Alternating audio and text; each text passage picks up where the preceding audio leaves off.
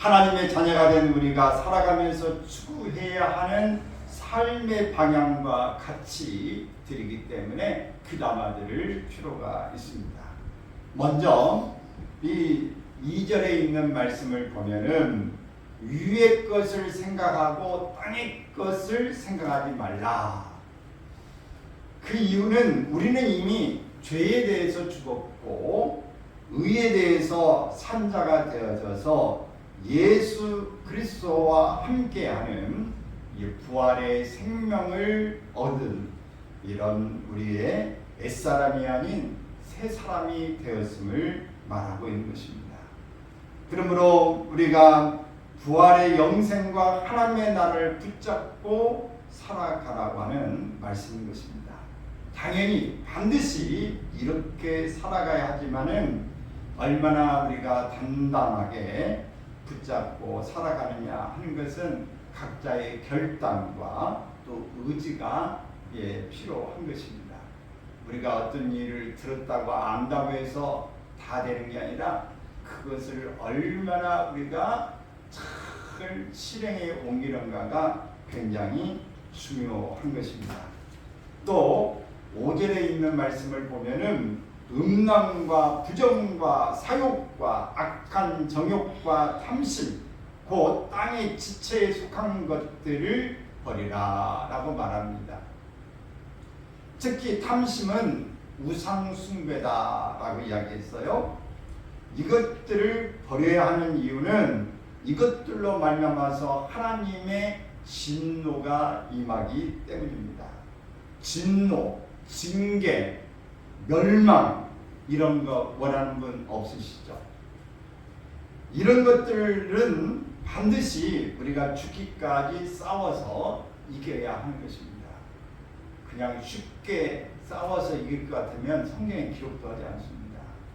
이것은 끝까지 음란, 세상의 마지막 때에 음란의 문제, 소돔과 고모라도 음란의 문제, 이 모든 이 시대의 마지막의 문제는 바로 음란의 문제가 판을 치는 것입니다. 근데 이런 것들이 합법화되어져서 다 가는 것이에요.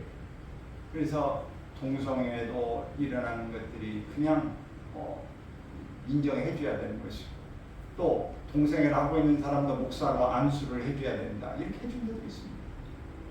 여러 부분들이 다 망가지고 있는 일들, 부정은 그냥 법에만 잘 안 걸리면 얼마든지 하고 사욕을 챙기고 정욕을 챙기고 탐심을 챙기는 이런 일들, 이것 특별히 우상 숭배에 속하는 문제를 지적하는 것입니다.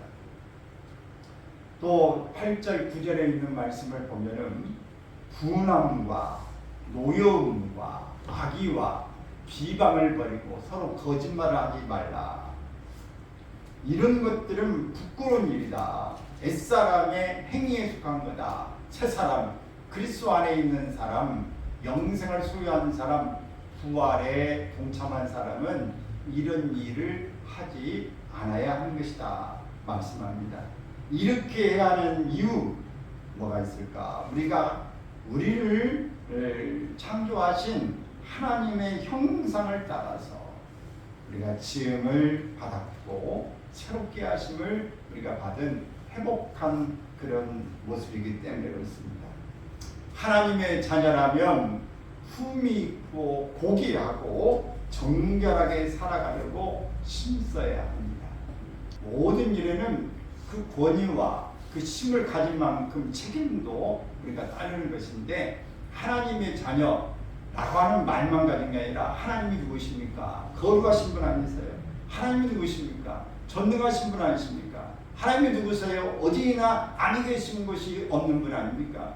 그러니 하나님 앞에서 행한 것처럼 말도 조심, 행동도 조심, 모든 이들의 내가 하나님의 이 자녀라고 하는 신분을 망각하지 않고 품위를 지키는 거예요. 정결한 모습으로 가는 것이 바로 마땅한 모습이다. 특히 특훈자들은 그런 것입니다. 우리가 초신자 때, 어린아이 때 아무것도 모르니까 이해하고, 또 14살까지는 이 촉법자라고 해가지고 이렇게 처벌을 심하게 하지도 않습니다. 그러나 그 나이가 넘어가면은 범죄로 쳐요. 특히 나이가 먹은 사람은 그렇고 또 특별히 이 성직자 스님이 그랬냐, 목사가 그랬느냐, 또 누가 법사가 그랬느냐 이런 사람들이 하면 더 그 직분을 말합니다. 판사가 그랬어, 검사가 그런 이야기를 해, 대통령이 그런 일을 해, 국회의원이 그래. 모든 것들의 잣대가 높아지는 것입니다. 그러므로 여러분, 오늘 우리가 누구의 자녀입니까? 모든 것을 주관하신 한 분이 하나님의 자녀예요. 그러니 우리가 얼마나 우리의 자리를 귀하게 여기고 우리의 자리를 정말 엄숙한 모습으로 생각하면서 살아야 될 것인가를 망각하지 말아야 하는 것입니다. 또 12절에서 16절까지 말씀을 보면 긍휼과 자비와 겸손과 온유와 오래 참음을 옷 입고 서로 용납하여 피차 용서하고 평강이 너희 마음을 주장하게 하고 감사하는 자가 되고 말씀이 너희 속에 풍성히 거하게 하고 감사하는 마음으로 하나님을 찬양하라. 여러분 보세요. 하나하나 단어를 들어보세요. 이게 결코 쉬운 단어가 하나도 없습니다. 긍휼히 불쌍히 여겨라. 자비 사랑으로 따뜻한 모습으로 겸손함으로 아주 목이 뻣뻣하지 않게 하라. 부드럽고 온유함으로 하라. 따뜻함으로 하라. 오래 참아주어라. 그게 옷 입어라. 서로 용납해 용서해라. 어떤 것도 또 평강이 너희 마음 주장해 하라. 여러분 우리가 이런 위에 것들만 우리가 잘한다 한다면 평강이 우리 마음에 찾아올 겁니다. 근데 이런 것들을 하지 못하고 뭔가 껄끄러움이 있으면 마음에 평강이 완전히 자리 잡을 수가 없어요. 감사하는 자가 되라. 말씀이 너희 속에 풍성히 거하게 하라. 감사하는 마음으로 하나님을 찬양하라. 이런 것들이 있게 되면 우리는 이 세상을 살 때 잘 살고 있는 것입니다. 우리는 이 세상을 살 때 하나님의 자녀로 그리스도 안에서 살고 있는 것입니다.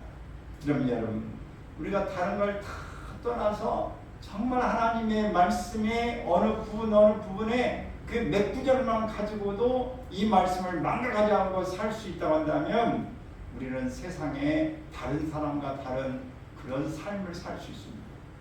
그리고 우리는 행복한 모습을 소유하고 살 수 있습니다.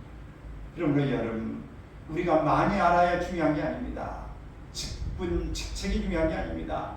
하나님의 말씀이 말씀이라고 생각하고 말씀을 귀히 여겨서 말씀대로 살아가려고 하는 것이 귀한 것이지, 하나님 나라에 가면 목사니까 너는 상을 좀 더 주고, 너는 집사니까 상을 좀 덜 주고, 너는 평신도니까 뭐 없고, 너는 예수를 그냥 교회도 별로 안 다니고 기도만 했으니까 너는 조금 준다. 그런 일은 없을 겁니다.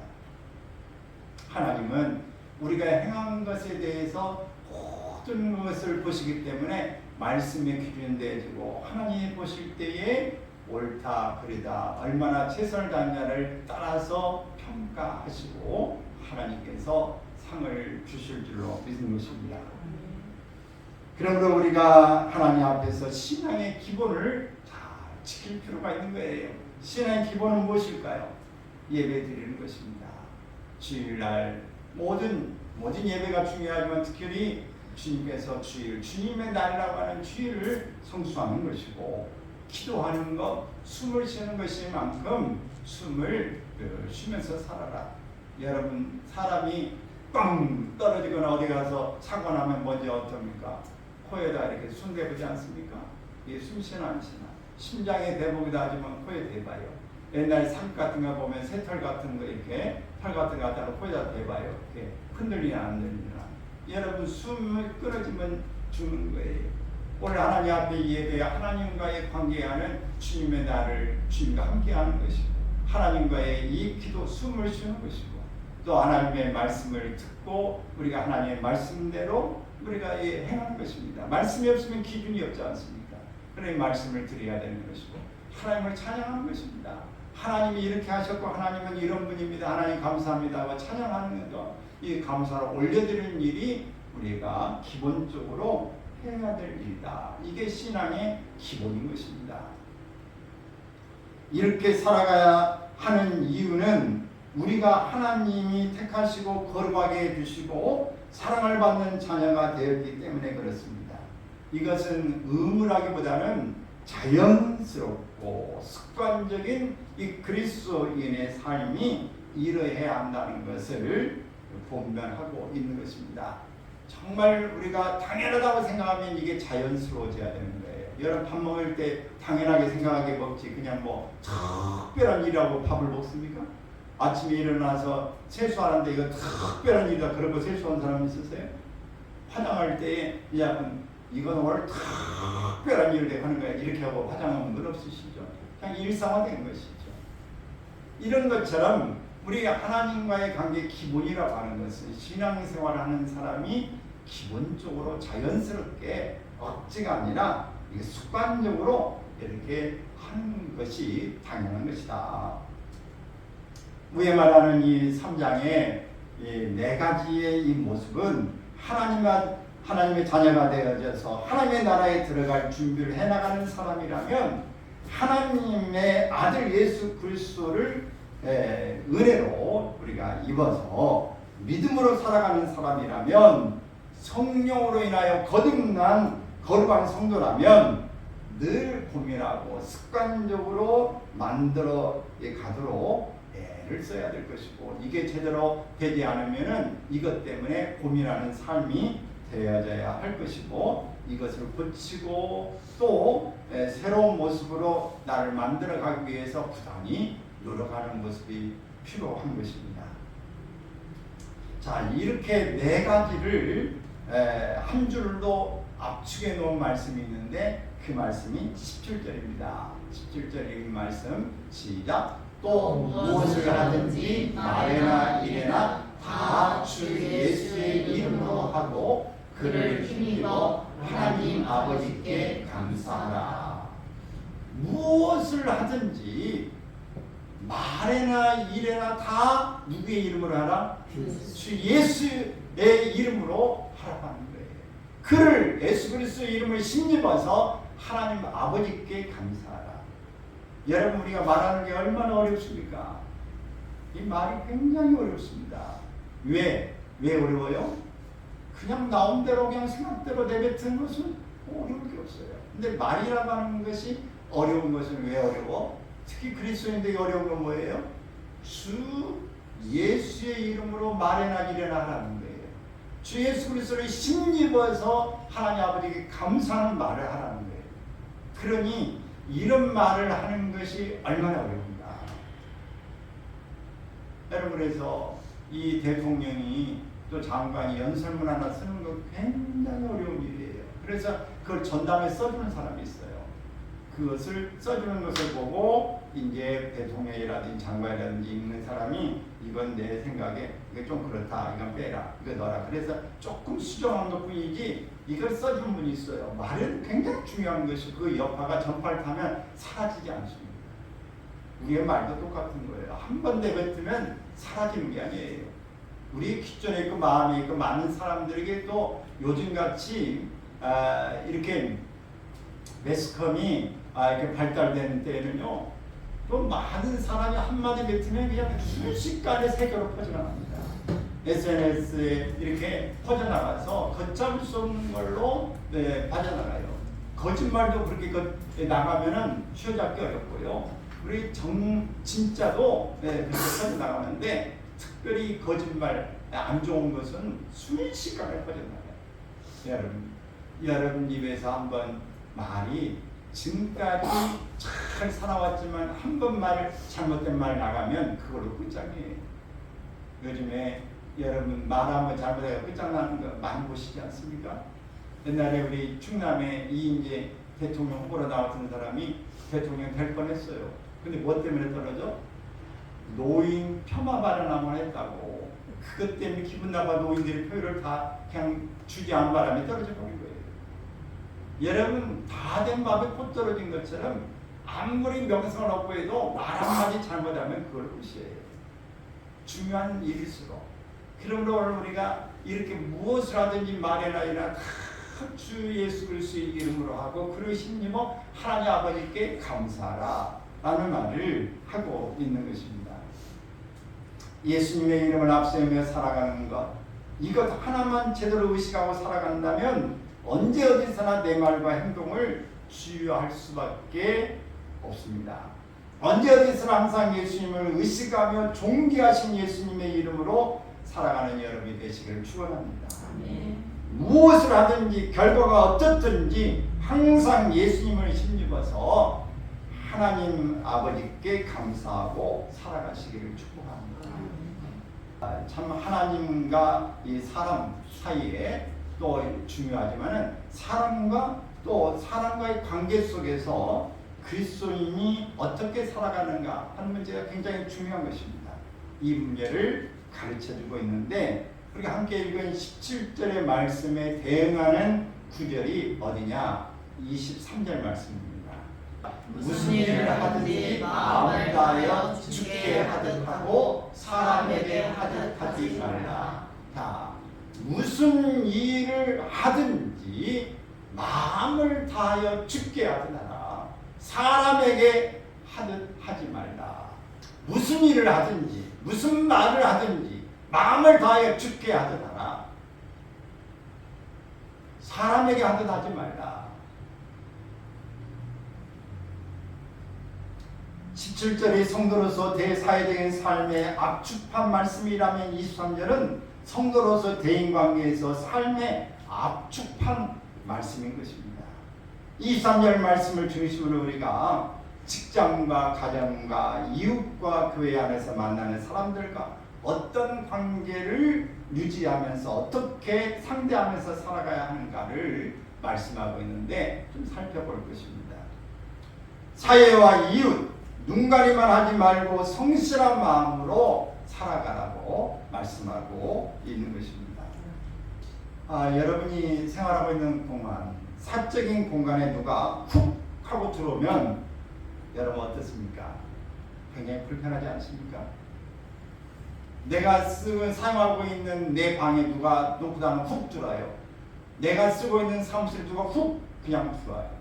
직장이나 이웃과의 관계는 사실 진심의 관계로 발전하기가 매우 어렵습니다.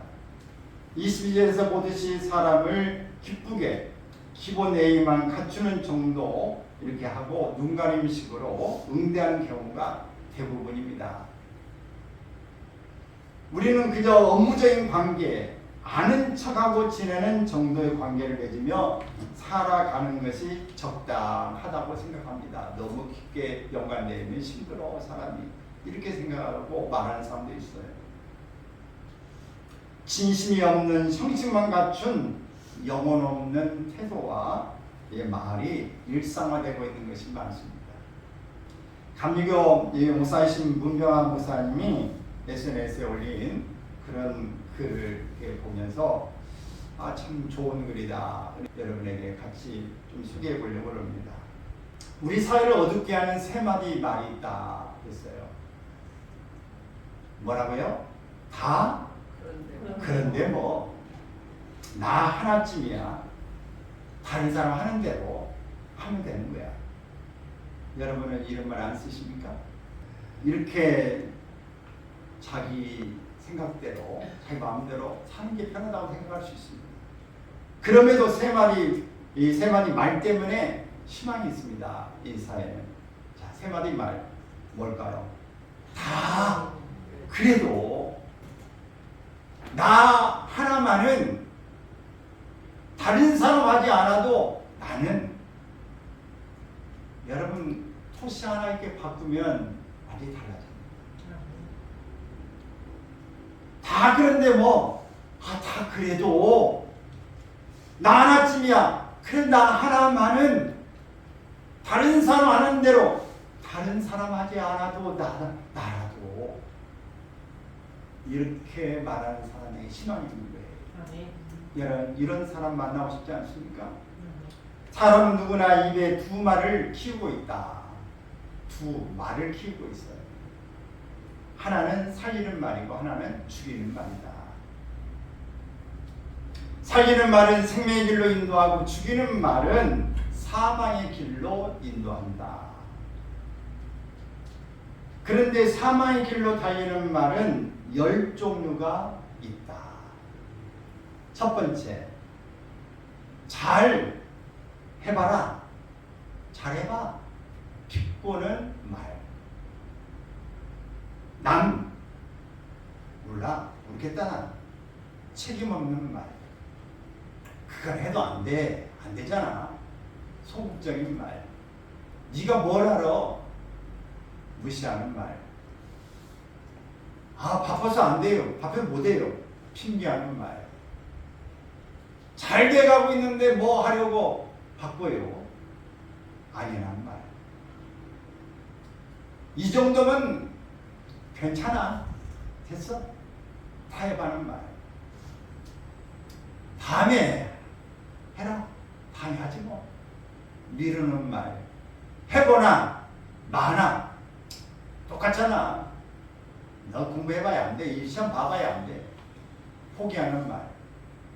어떤 발전, 새로운 것들을 연구하는 말. 이런 거 다, 야, 이제 그만두자. 야, 그만둬. 이제 모든 거 그냥 이쯤에서 그만두자. 의지를 꺾는 말. 뭘 만들어 오라고 했는데 한 번 만들면 마음에 안 들어. 두 번 만들어. 야, 그만두자. 어떤 사람 한 번에 그만두고 어떤 사람은 두 번에 그만두자고 말을 잘라버리는 사람이 있어. 여러 어떤 일에 좀 기다릴 줄 아는 게 아니라 다 꺾어버리는 말. 음식은 잘 씹어서 먹어야 자기 속이 편하다고 그러죠. 말은 잘 씹어서 해야 듣는 이의 속이 편안합니다. 말을 씹어서 잘 이렇게 소화시켜서 말하지 않으면 듣는 사람이 굉장히 불편해요. 우리는 날마다 순간마다 살리는 말과 죽이는 말, 이 두 말 앞에 서 있습니다. 선택은 누구의 몫이에요? 자신의 몫입니다. 결과는 누구의 몫이에요? 결과도 자신이 거두어야 하는 것입니다. 여러분은 어느 말을 더 많이 타고 있습니까? 살리는 말입니까? 죽이는 말입니까? 생명의 말입니까? 아니면 사망의 말입니까? 어떤 말을 많이 타십니까? 오늘 이런 살펴보는 하루가 되고 한 주간이 되고 여러분 일생의 삶이 되기를 바랍니다. 특히 우리 젊은이들에게 있어서는 이 살리는 말을 하느냐 죽이는 말을 하느냐 이 말이 여러분의 인생을 판가름 놓습니다. 이게 여러분을 정말 10년을 당기느냐 10년을 늦추느냐 아니면 평생을 정말 없이 사는 거냐 있어 사는 거냐 갈라놓는 그런 이정도의 그런 기회가 될 수 있습니다. 공감이 가는 글입니다. 우리는 너무나 많은 말과 행동 속에서 그리스도인으로 살아간다는 의식 자체가 없이 무감각하게 살아가는 시간이 많습니다. 그러다 보니 누구를 상대하더라도 내 성격대로 말하고 무슨 일을 하더라도 내 스타일대로 밀어붙이고 우기고 따지려고 합니다. 한 성격 안 하는 사람 어디 있습니까? 여러분 묻습니다. 여러분 한 성격 있어요 없어요? 여러분 한 성격 없습니까? 아, 저 사람 성깔이 있네. 여러분은 성깔 없어요? 다 있어요. 없는 사람 없습니다. 성격대로 성질대로 하려고 하기 때문에 불화와 부조화가 일어나는 겁니다. 바울 사도는 사회적 관계를 하면서 사람에게 하지 말고 죽게 하듯 하라는 말씀을 앞세울 것을 가르쳐 줍니다. 이 말씀은 꼭 사회적인 관계뿐 아니라 앞서 말씀드린 모든 관계에서도 적용되는 말인 것입니다. 우리가 18절부터 말씀해 보면 이런 이야기가 나와요. 아내가 남편에게 복종하려면 어떻게 해야 되느냐? 사람에게 하듯 하지 말고 죽게 하듯 마음을 다하여 복종하라. 그럼 남편이 아내를 사랑하려면 어떻게 해야 되느냐? 사람에게 하듯 하지 말고 죽게 하듯 마음을 다하여 사랑하라. 자녀가 부모에게 순종하려면 어떻게 해야 되느냐? 사람에게 하듯 하지 말고 죽게 하듯 마음을 다하여 순종하라.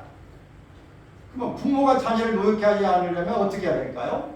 시작. 사람에게 하지 않을 네, 사람에게 하듯 하지 말고 주께 하듯 마음을 다하여 자녀를 품어주면 되는 것입니다. 직장에서 상사와 동료들과 좋은 관계를 유지하려면 어떻게 해야 돼요? 사람에게 하듯 하지 말고 주께 하듯 마음을 다해서 해야 됩니다. 이렇게 우리가 모든 삶의 현장에서 이 관계 가운데서 이게 드러나야 하는 것입니다. 사람에게 하지 말고 주께 하듯 마음을 다하여 겸손함을 가질 때 가능한 것입니다. 교회에서 성도들과 좋은 교제를 이루어가려면 어떻게 해야 될까요? 사람에게 하듯 하지 말고 주께 하듯 마음을 다하여 헌신하는 것입니다. 맡겨진 삶의 자리에서 거룩과 경건을 이루어가려면 어떻게 해야 돼요? 사람에게 하듯 하지 말고 주께 하듯 마음을 다하여 복귀 충성하면 되는 것입니다. 여러분 모든 일에 주께 하듯 하면 돼요.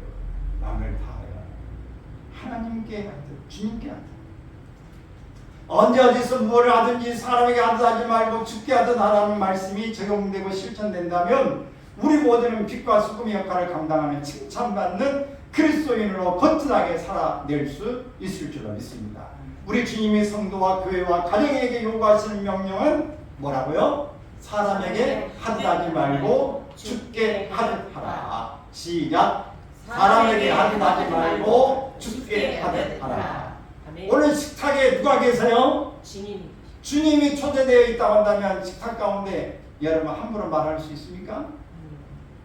여러분 회의상에 주님이 함께 계신다면 여러분 함부로 말할 수 있습니까?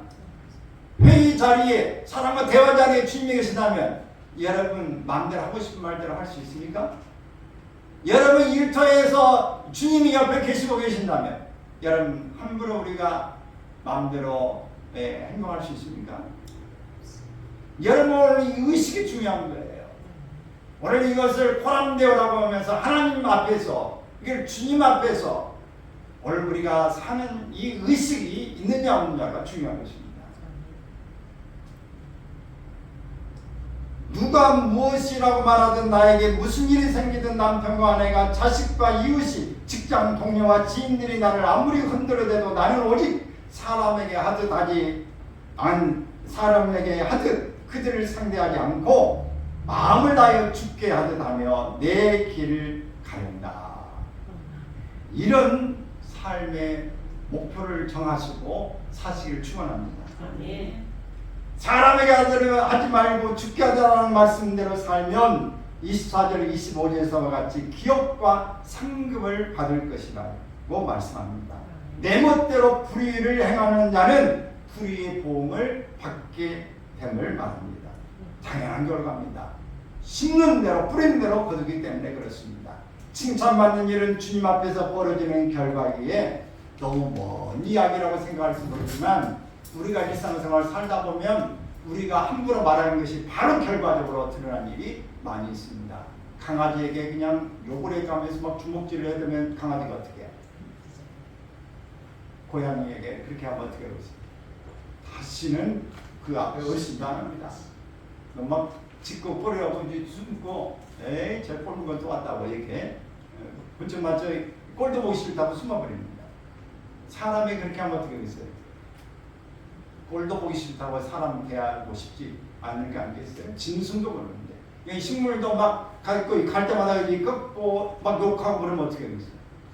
시험을 하는 경우가 물에다가 욕을 해도 물이 오각수로 바뀌고 막 이렇게 벗기는 것이 나타나는데 여러분 물에도 그렇고 식은 밥에도 그렇고 식물도 그렇고 동물도 그렇고 그러는데 하물며 만물의 영장이 하나님 영상을 하면 사람에게 우리가 빈말이라도 여러분 안 좋은 말을 하고 악한 말을 하면 어떻게 되겠어요?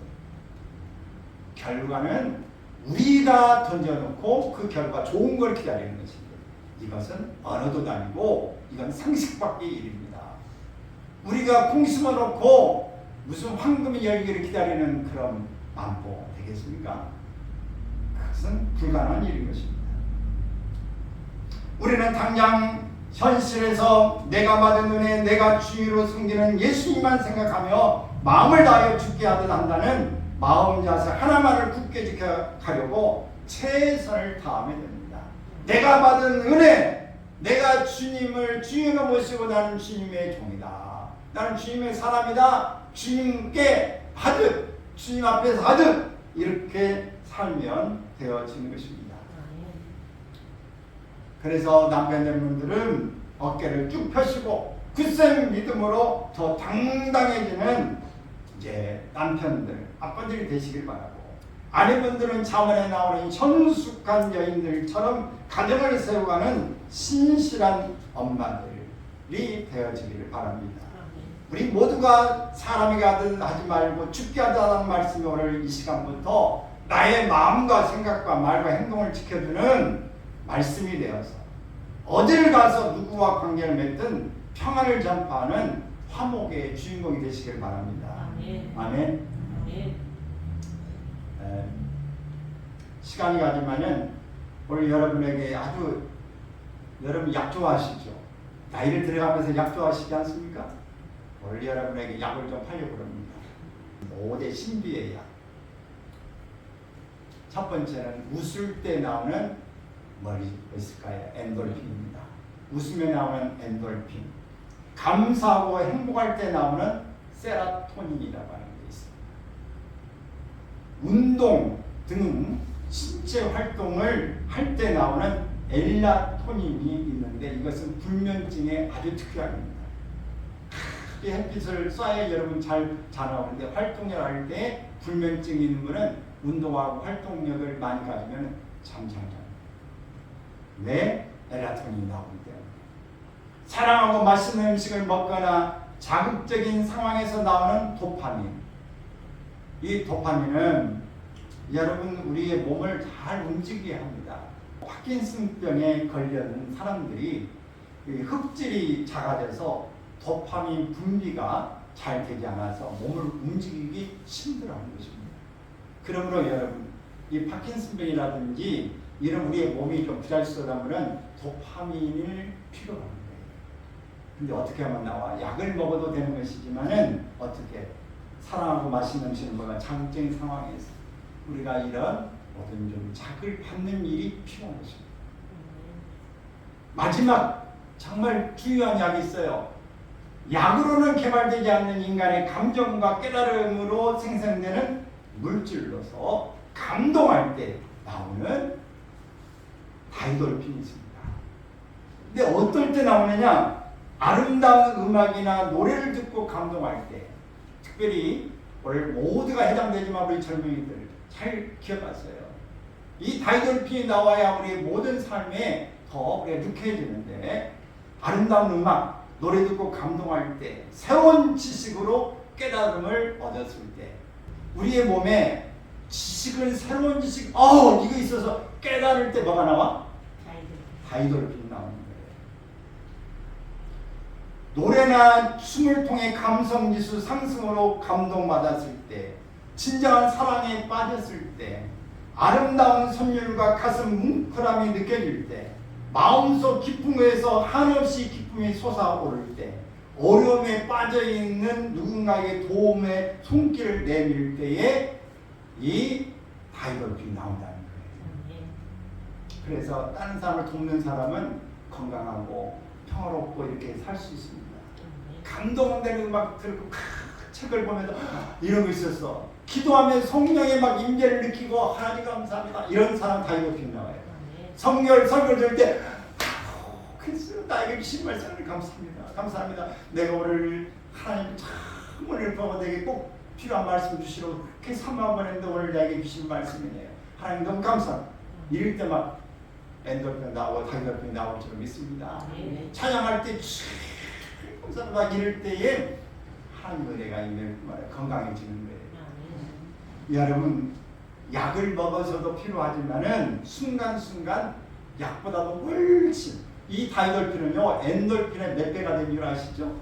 4,000배나 그 효과가 있어요. 4,000배. 그러니 여러분 감동을 끼치는 사람이 되기를 바라고 이렇게 끼치려면 어떻게 해야 돼? 내가 먼저 감동을 받은 사람이 돼야지.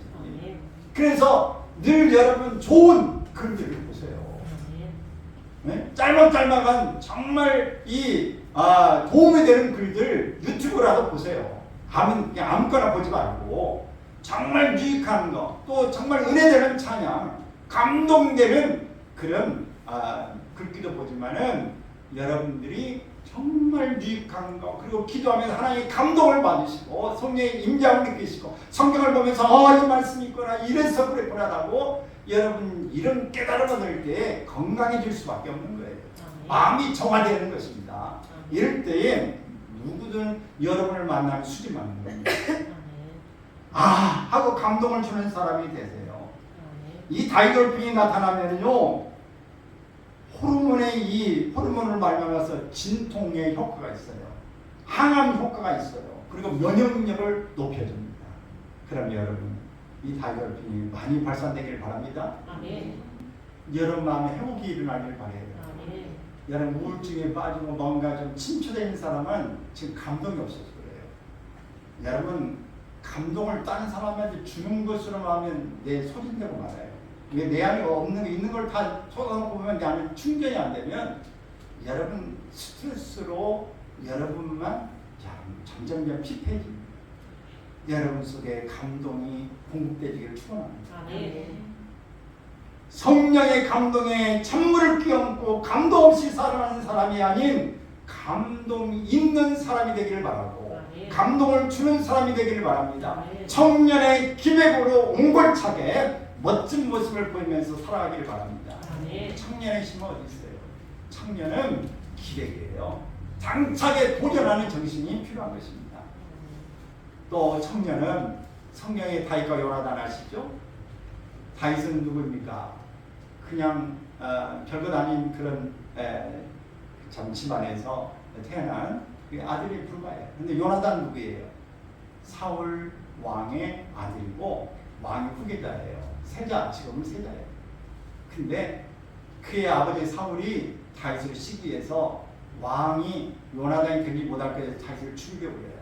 그때 요나단이 그걸 알고 있지만 아버지지만은 잘못된 것을 보면서 아버지 왜 이 다윗을 죽입니까? 뭐를 잘못했습니까? 충성된 이 다윗을 죽이는 건 부당합니다 라고 한 거에다가 아버지가 요나단조차도 죽이려고 합니다. 그러나 끝까지 다윗을 지키는 요나단.